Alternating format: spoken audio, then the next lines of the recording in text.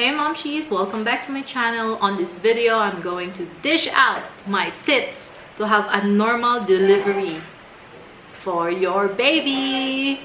So if you're interested, just keep on watching.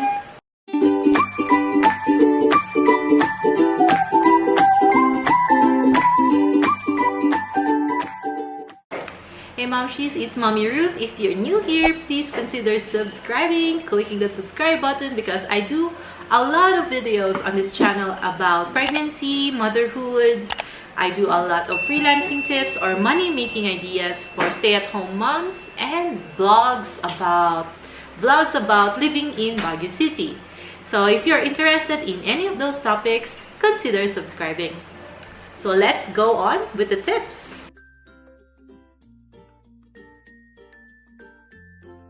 The first one that I would like to share with you is the tip na binigay sa akin ng OB ko or ng doctor ko, which is wag palakihin si baby sa loob ng tiyan. Kasi pag mas malaki si baby sa loob ng tiyan mo, mas mahirap siya ilabas. This applies about sa second and third trimester na, kasi sa first trimester usually most of us we still have morning sickness and all of that. Pero the way na hindi siya palakihin sa tiyan mo, kasi the moment na lumaki na siya sa loob, hindi na siya liliit ever. Hindi siya pwede mag-diet kasi si baby automatic lang talaga siyang kumakain sa loob ng tiyan mo. So yun. So what did I do? About second trimester, mga later ng second trimester, I stopped eating rice, but I still eat like gulay, isda, meat. Okay. So, I make sure I eat 2 eggs in the morning. Yan, nakakabusog na yan kahit walang bread, walang anything. And lahat ng sugar, lahat ng fruits is already considered sugar or fuel. So, ayun, okay lang kahit walang carbs. Also, work closely with your OB kasi iba-iba yung requirement natin. May iba sa atin na masyadong maliit si baby sa loob, kaya kailangan palakihin. Meron namang iba na masyado talagang malaki si baby sa loob. Kagaya ko, kailangan mag-diet. So, ayun. Yun ang nangyari sa first one. By the way, yung firstborn ko is 8 pounds and yung second-born baby namin is about 6 pounds. So, yun. Ang laki ng difference. So, some tips on what to eat.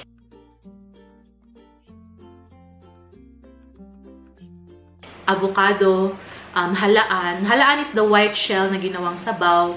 And folic-rich foods, and also always drink your prenatal vitamins. Why? Okay, so I'm gonna explain it on the third tip, but those are the types of foods or food suggestions that I could share with you guys.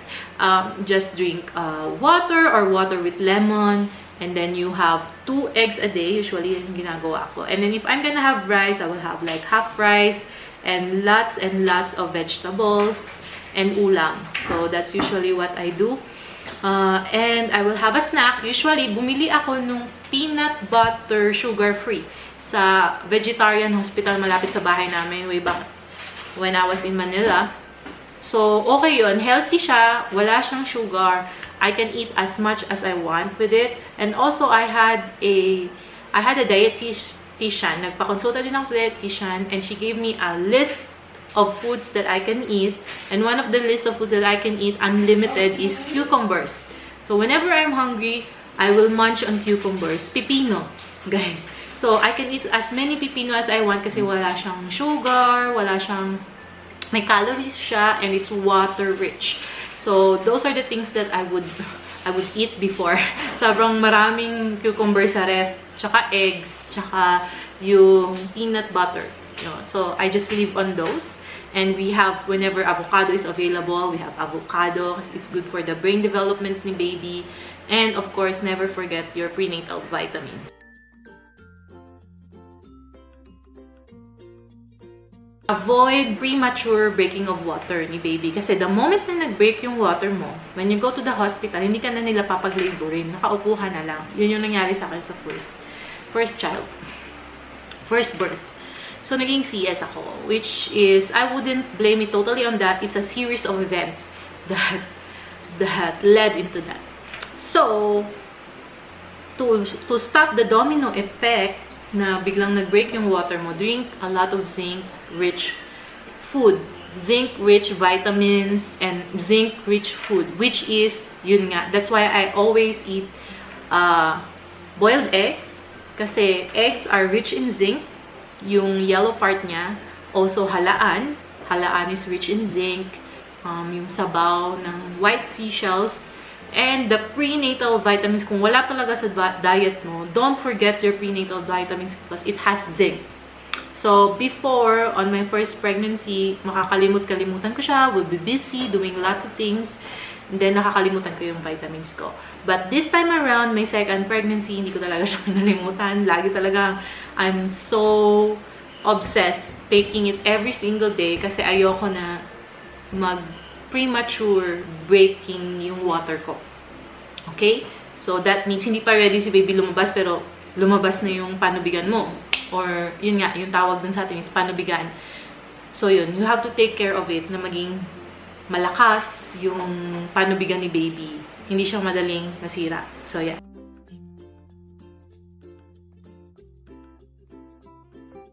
My fourth tip is, if possible, really get a birth class for your hubby and you.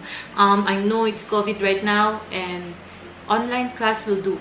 Because it really made the difference. It opened up our mind about the process of birth and how to determine saan ka na sa process na yon, how to cope up with everything that you're feeling towards every single process na yon, how to deal with doctors, what to ask the doctors whenever they tell you, okay, CS na, what are the things that you can do, what are the different steps that you can do. I would highly recommend a birth class, guys. It's so empowering, and one of the regrets na we had na we didn't do on our first baby. So, yun nga, even si husband na-enjoy niya yung class na yun, and he told me na sana ginawa na namin even nung first pa lang. So, if you have the opportunity, take the class, take a birth class, pay for it. It's gonna be worth it. And there's a lot of things that you would learn. So, yeah. Get a birth class. I have a video of our birth class vlog.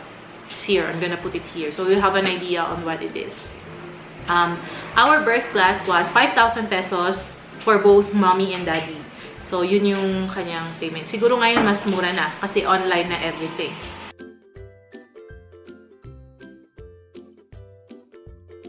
The fifth step is educate yourself with your options. You have options. You have water birth, unmedicated birth, and you have one with anesthesia, pero normal pa rin siya na birth, and one with CS. So, there are many things, and there are more options coming up every now and then. So, check out kung ano yung bet mo. I just want to let you know, your body, your choice. Don't let the doctors do the choice for you, because it's your body. It has to be your choice. So, yeah, you have choices. Okay, so the next thing is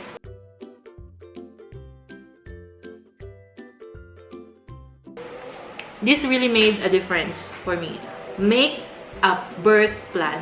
I have a one-page visual birth plan na I use, and I copied it, 4 copies when we went to the doctors, when we went to the birth na, when it's time for me to give birth. Para everybody that is on duty on that time, they're on the same page as me. The things that I want and the things that I don't want.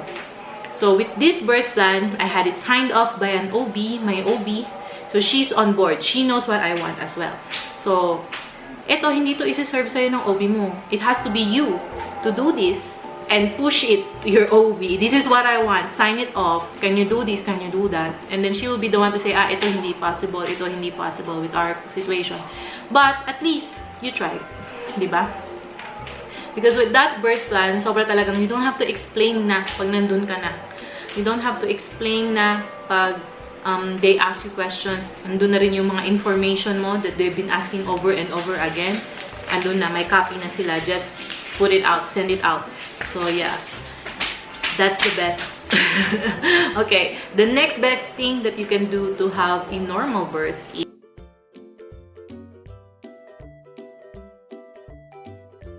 get a doula, if possible. I know it's not possible now, the current situation, but if you're having a home birth or you're not gonna be in the hospital, get a doula. Kasi a doula is a birthing coach. She will hold your hand in every contraction of the labor contractions itself, And it's priceless, yung service nila. And the doctor will be there when the baby is about to come. Pero between that moment na you're still in labor to the time na the baby is gonna come out, you're gonna be alone. So I was so lucky that I have my doula and my husband. My second birth time around. I actually have a vlog. As usual. Of course, I have a vlog of it here. You can check it out. So every contraction nandun si doula, nandun si husband. So I never felt alone. I never felt the need for the anesthesia. And we made it. We made it unmedicated birth. Such a good experience. That's just my choice. Pero of course, kung ano yung choice mo, as of my tip number 5, I support you. Okay? So, yeah, get a doula. If you want unmedicated childbirth. The benefits niya is wala kang chemicals, hindi ka parang lutang. You have more bonding with your child and all the hormones, natural hormones may experience mo and yung child mo. And the kid is not traumatized sa whatever it is. The kid is not drugged when he came into this world. So, it's all natural. And masaya. Ayun, anak ko naglalaro sa background. Okay, the last tip that I have is sa third trimester, about the later part.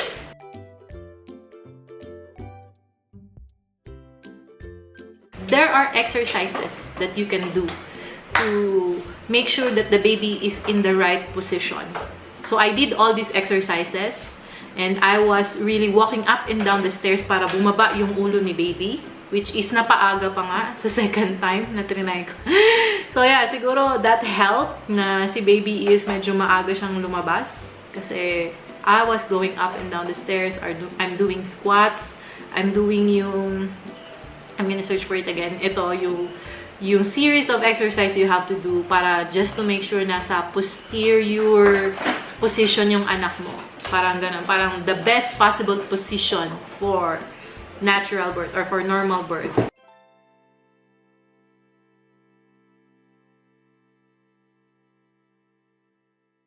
So my story, check it out. I have my CS vlog story here, my water birth story here on the channel, and I hope na ma-inspire kayo to try for a normal birth. Hindi lang siya mura, mas mura kaysa sa CS. Mas maganda siya sa experience mo as a mom and experience ni baby to being born in this world. So if you like this video, please consider clicking on the notification bell because on the next video, I'm going to share with you my VBAC tips or VBAC experience. VBAC is doing a natural birth right after a CS birth or CS experience. So how I did that, my tips on how to do that, I'm gonna do an updated tips video on the next mommy content that I'm gonna put out on the channel. And while waiting for that, you can check out my other normal tips, normal birth tips, or my birth vlog somewhere here on the playlist and on the end screens I'm showing here. So yeah, thank you so much for watching and I will see you guys on the next one. Bye!